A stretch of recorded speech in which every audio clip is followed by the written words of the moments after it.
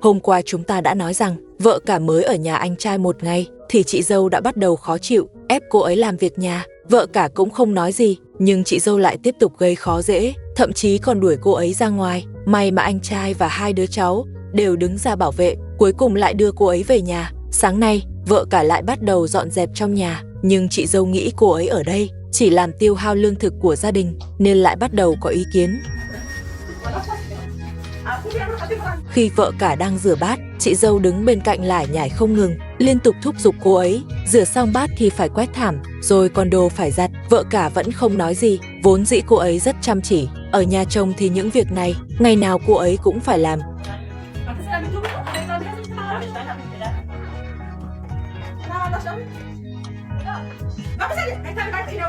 Rửa xong bát, vợ cả định pha sữa cho con gái nhỏ, nhưng chị dâu lại ném chổi cho cô, bảo mau đi quét nhà. Cháu gái thấy dì bận rộn, liền cầm chổi định quét giúp, nhưng bị chị dâu chặn lại. Chị dâu này quá đáng thật sự, ít nhất cũng phải để đứa bé uống sữa chứ.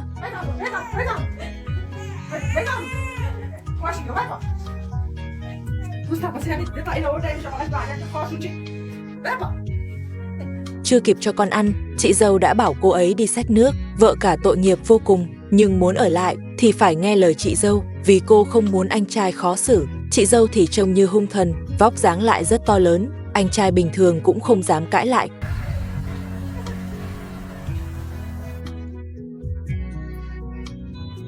Vừa vào nhà một chút, chị dâu lại ném chổi xuống đất, bảo vợ cả mau quét nhà. Chị dâu rõ ràng là đang hành hạ cô ấy, khiến ai cũng tức giận.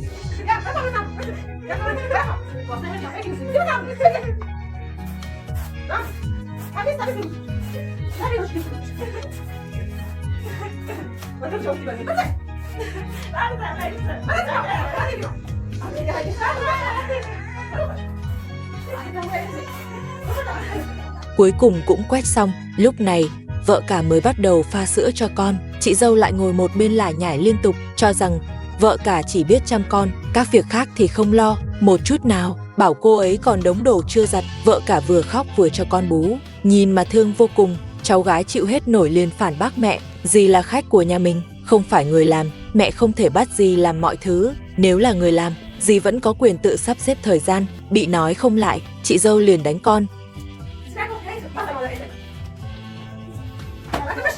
Vì chuyện của vợ cả, đứa con gái lớn còn đánh nhau với mẹ. Chị dâu ném cả chăn lẫn quần áo ra ngoài, cháu gái ngăn lại cũng bị mẹ đẩy ngã. Rõ ràng chị dâu muốn đuổi vợ cả đi.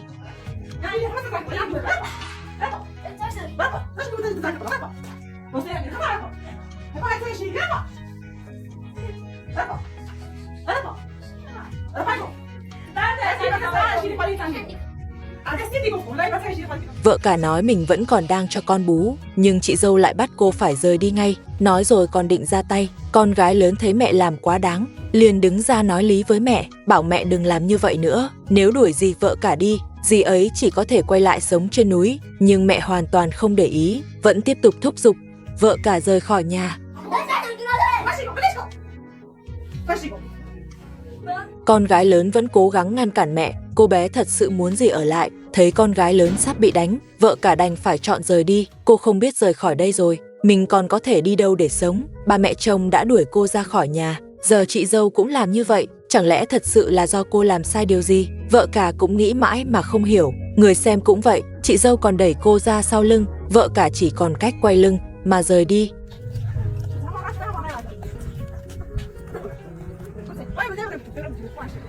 Vợ cả ngồi sụp xuống đất vô cùng bất lực, nhưng con gái lớn lại chơi rất vui, bé hoàn toàn không biết chuyện gì đang xảy ra. Nghỉ ngơi một chút, vợ cả lại tiếp tục lên đường, đi đến một lòng sông đã khô cạn. Vợ cả vô tình bị trượt ngã, con gái lớn thì thông minh hơn, bé ngồi xuống rồi trượt theo dốc đất.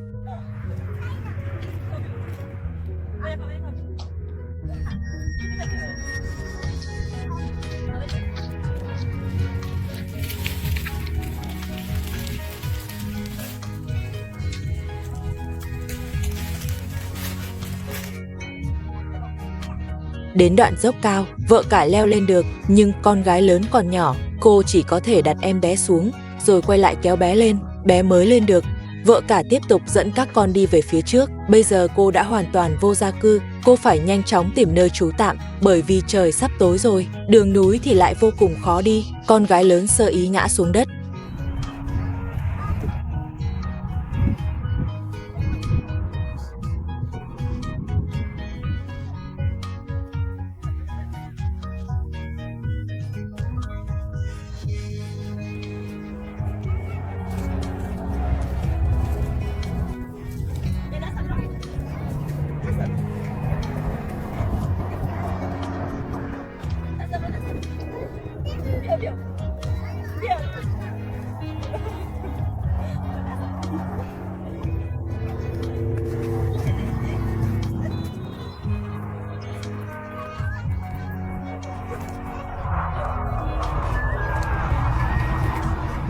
May mà trời tối trước khi vợ cả tìm được một nơi trú ẩn.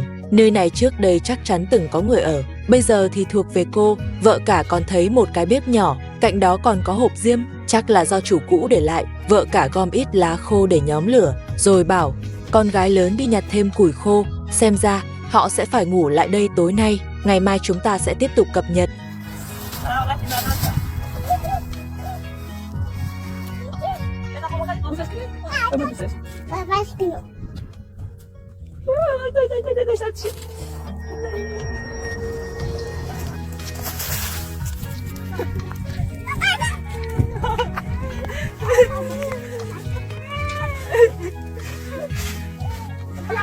Hôm qua chúng ta nói đến, vợ cả bị chị dâu đuổi ra khỏi nhà, không phải vì vợ cả ham ăn lười làm, mà là chị dâu vốn dĩ không muốn giữ cô ấy lại. Chị dâu còn tìm mọi cách gây khó dễ ở lại đó.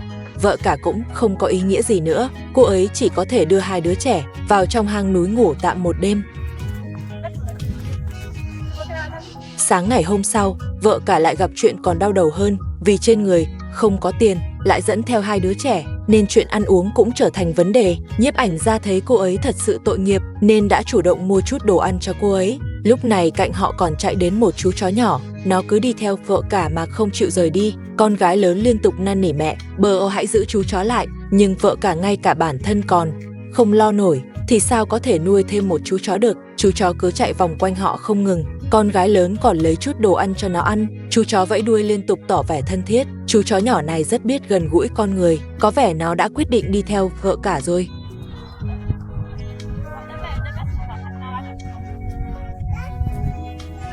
Hôm nay thời tiết nắng đẹp, xem ra không có mưa, đây cũng xem như chút an ủi mà trời cho cô ấy. Nhưng vợ cả vẫn phải nhanh chóng tìm được một nơi trú ẩn phù hợp. Dù hang núi rất dễ tìm, nhưng phải chắn gió che mưa mới được. Con gái lớn còn tìm được một chai nước ngay cạnh nơi trú tạm hôm qua. Có vẻ như chỗ này trước đó có người ở. Vợ cả phải tính đến chuyện rời khỏi đây.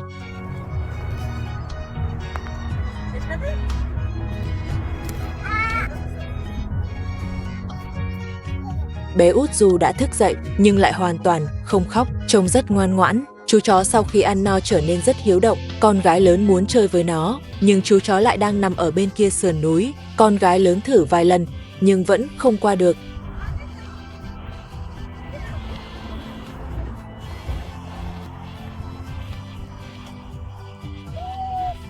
Khi quay trở lại, con gái lớn còn phải để mẹ kéo một tay mới leo lên được. Vợ cả nghĩ rằng thời gian cũng đã khá muộn, họ phải nhanh chóng đi tìm nơi trú ẩn thích hợp. Dù sao thì chỗ này vốn có người sinh sống. Có thể thấy, vợ cả vẫn là người rất lương thiện. Tất cả bọn họ đều là những người vô gia cư. Vợ cả không muốn chiếm nơi ở của người khác. Chú chó nhỏ thấy vợ cả chuẩn bị rời đi, liền chạy theo ngay. Nó chạy qua chạy lại bên cạnh họ, đuôi thì cứ không ngừng vẫy. Con chó nhỏ này đúng là rất hiểu chuyện.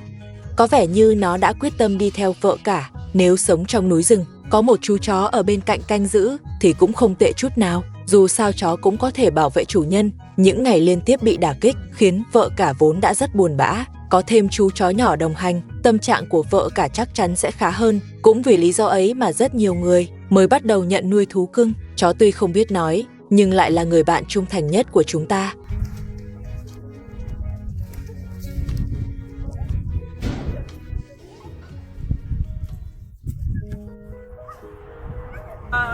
đi mệt thì họ nghỉ một chút, rồi ăn vài món để bổ sung năng lượng. Vợ cả không chỉ phải nghĩ nơi để ở, mà còn phải tính đến chuyện giữ ấm ban đêm. Bây giờ nhiệt độ ngày đêm chênh lệch lớn, nếu con bị cảm lạnh vào ban đêm thì sẽ rất rắc rối. Giờ vợ cả phải nghĩ cách tìm vài cái chăn mền ở đâu đó để buổi tối dễ chịu hơn một chút.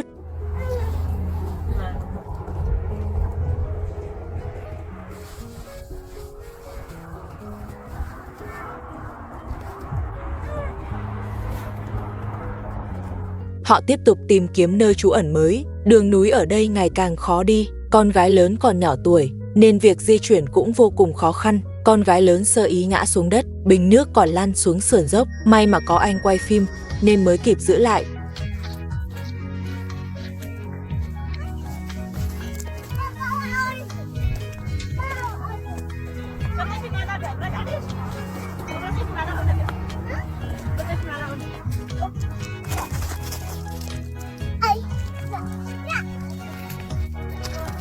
Vợ cả bế em bé trong tay, con gái lớn một tay xách chiếc túi, một tay cầm chai nước. Họ vẫn kiên trì tìm nơi trú ẩn mới. Không biết video lần này phát lên liệu có được người tốt nhìn thấy, giúp đỡ họ giống như từng giúp Mina hay không.